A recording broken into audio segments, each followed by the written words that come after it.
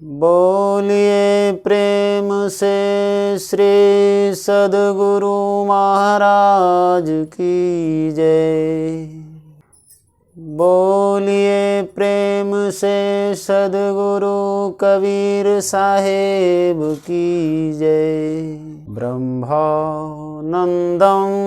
नमामि करुणाय अवतारं नमामि सिद्ध्यात्मानं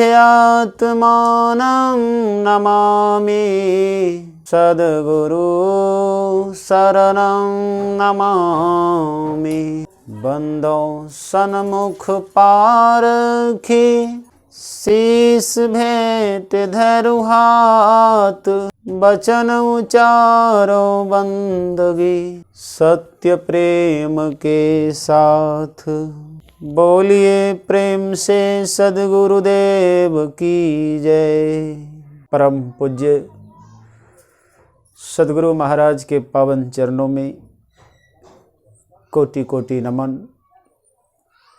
उपस्थित संतजन, गुरुजन, माताओं, भक्तिमती बहनों, सभी के चरणों में मैं अपना प्रणाम निवेदित करता हूँ।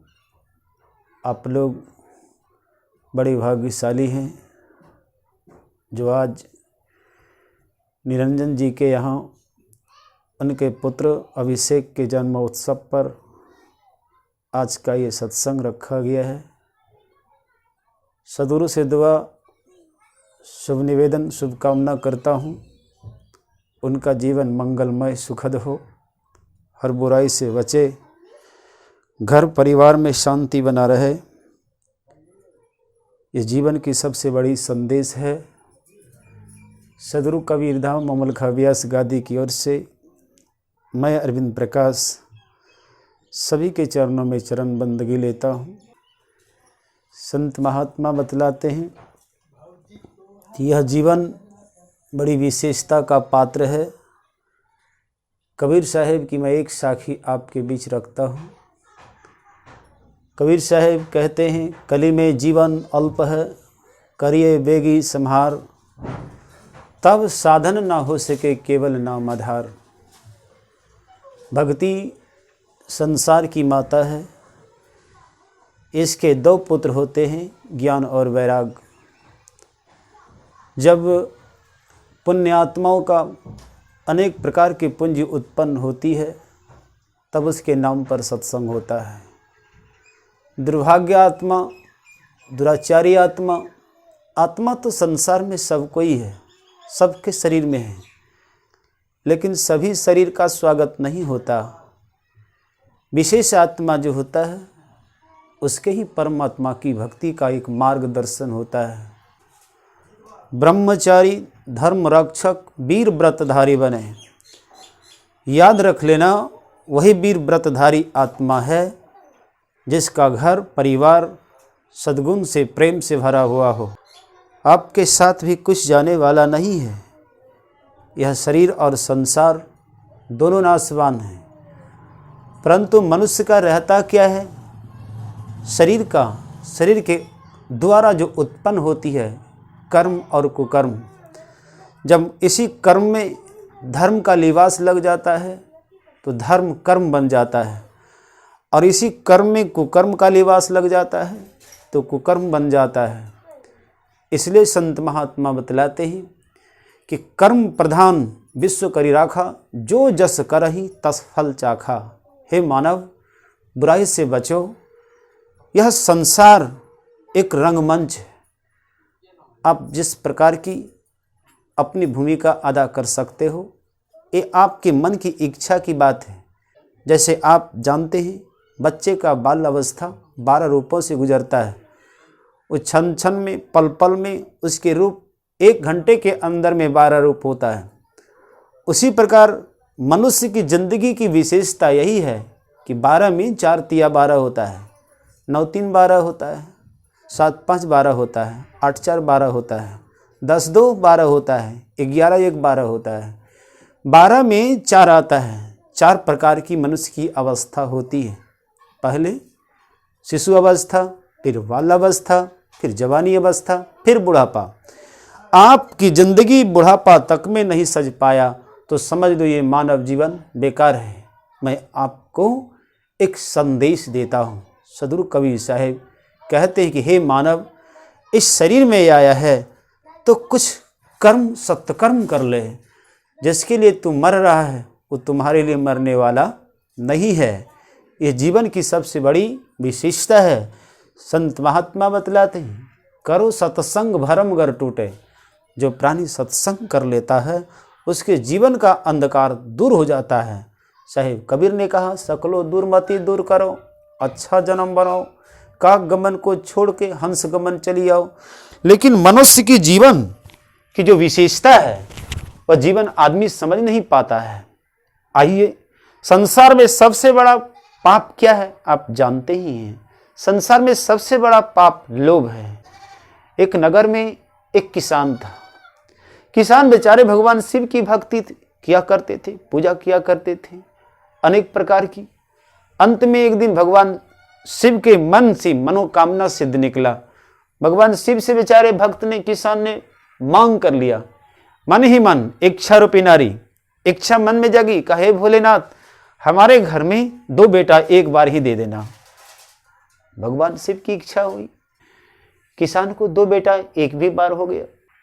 किसान बेटे को देखा, सुंदर, खुशियों से फूलों नहीं समाया। बेचारे इतनी तेजी में अपने सगे मित्र को निमंत्रण देने जा रहे थे। रास्ते किसान बेचारे, पत्थर की चोट लगी, किसान तो मर गया। उसका 2 पुत्र था। दोनों पुत्र पल करके बड़ा हुआ, जवानी अवस्था में आया। एक बड़े भाई का शादी विवाह हो गई। छोटे बेचारा कहा कि अभी मैं विवाह नहीं करूंगा।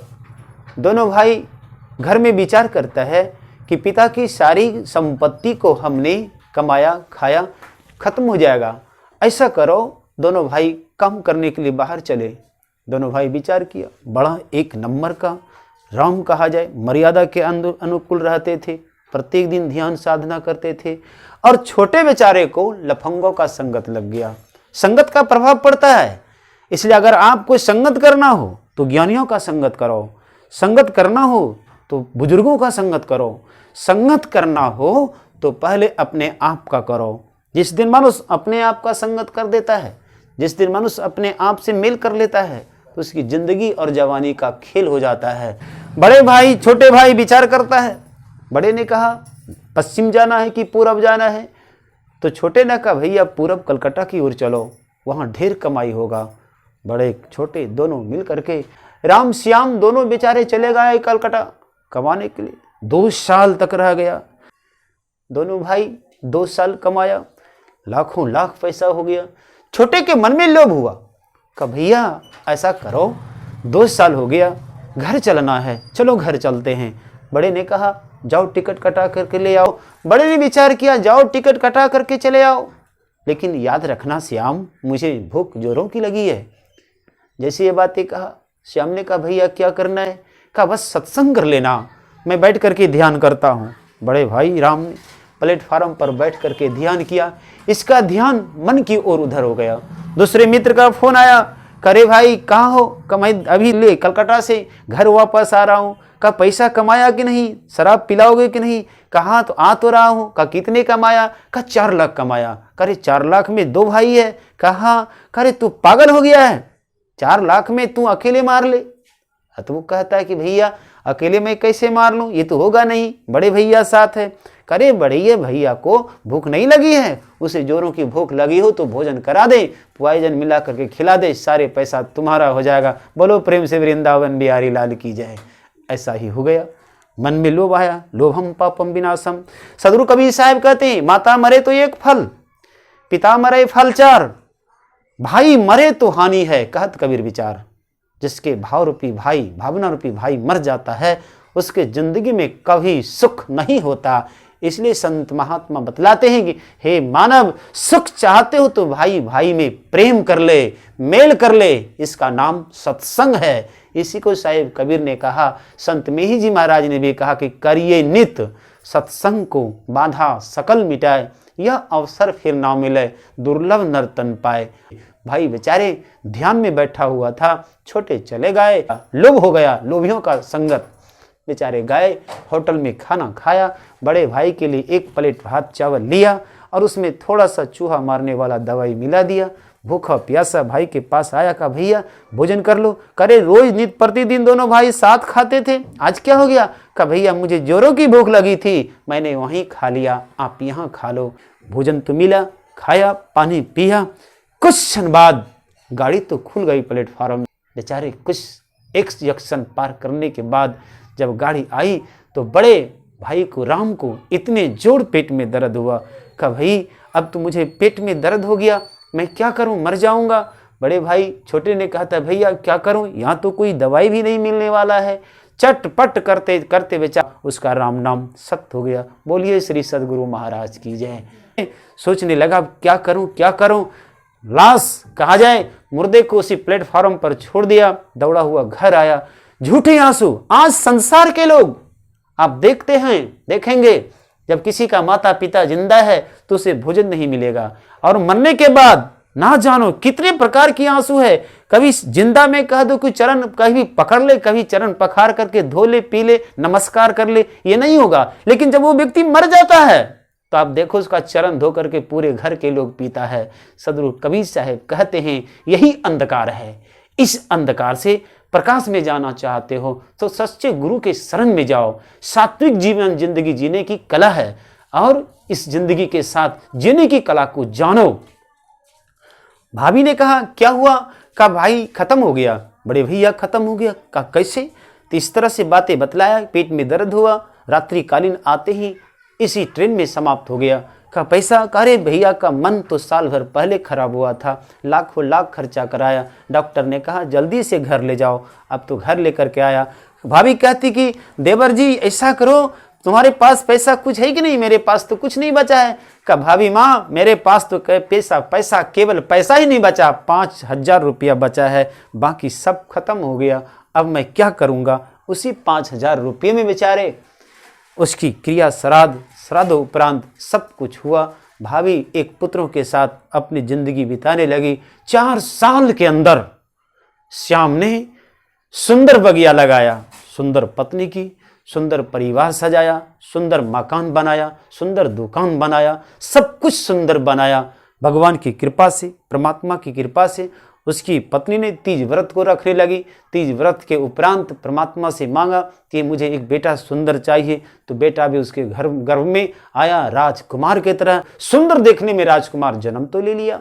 बेचारे मन में पुत्र को पढ़ाने के लिए सोचा कि अब यहाँ क्यों पढ़ाऊं, इसे मैं अमेरिका भेज दूं। धनवान हो गए, पहलवान हो गए, गुणवान हो गए, सामर्थ्यवान हो गए। बेटा ने कहा पिताजी मैं इस देश का वासी हूं तो इसी देश में रहूंगा, दिल्ली चला जाता हूं। दिल्ली चले गए पढ़ने के लिए। पढ़ाई करते करते 14 वर्ष की आयु हुई।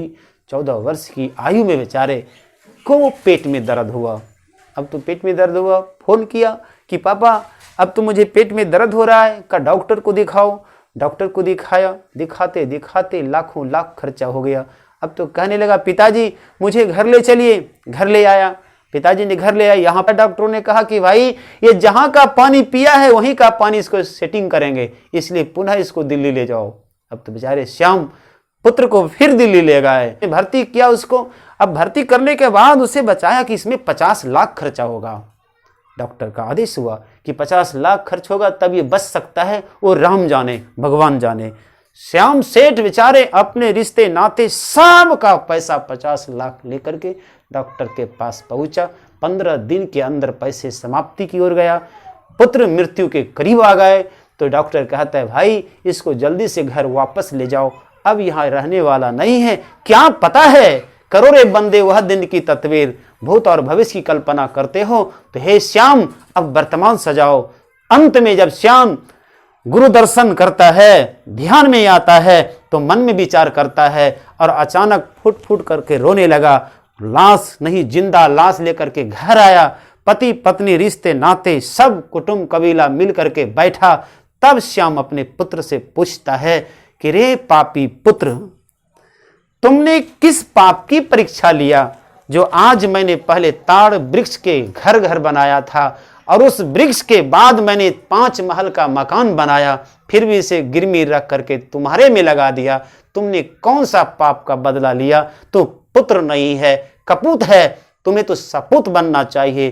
तब वह मरने वाला मुर्दा के समान पुत्र, श्याम का पुत्र सुंदर लाल बेचारे हंसने लगा, रोते हुए हंसने लगा। कहा, भैया आप हमारे भाई हो, अभी तो मैं आपका पुत्र हूं, लेकिन क्या पता आपने जिस प्रकार का पेड़ बोया था, रोपे पेड़ बबूल का, तो आम कहां से होए। कर्म प्रधान विश्व करी राखा, जो जस करही तस फल चाखा। हे पितावर, अगर पिता गलत करता है तो पुत्रों के ऊपर पड़ता है, माता गलत करती है तो पुत्रों की पुत्री के ऊपर पड़ता है। माता पिता के संस्कार हैं, पुत्र पुत्रों का, पुत्र पुत्री का निर्माण का आकार बन जाता है। इसलिए हे पिताजी, आपने ही गलती किया है, आज से 20 साल पहले याद करो।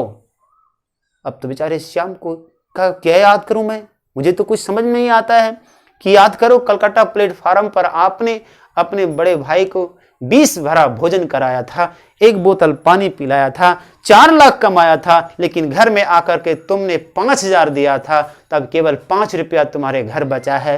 4 लाख भी गए। रिश्ते नाते जिनका आपने खाया पिया वो सब लेकर के आपका समेत मूल गमाया। मैं वही आपका भाई हूं जिसे आपने पॉइजन दे करके मार दिया था। आज जितने हमारा असूल था सब मैं अपना असूल करके जा रहा हूं।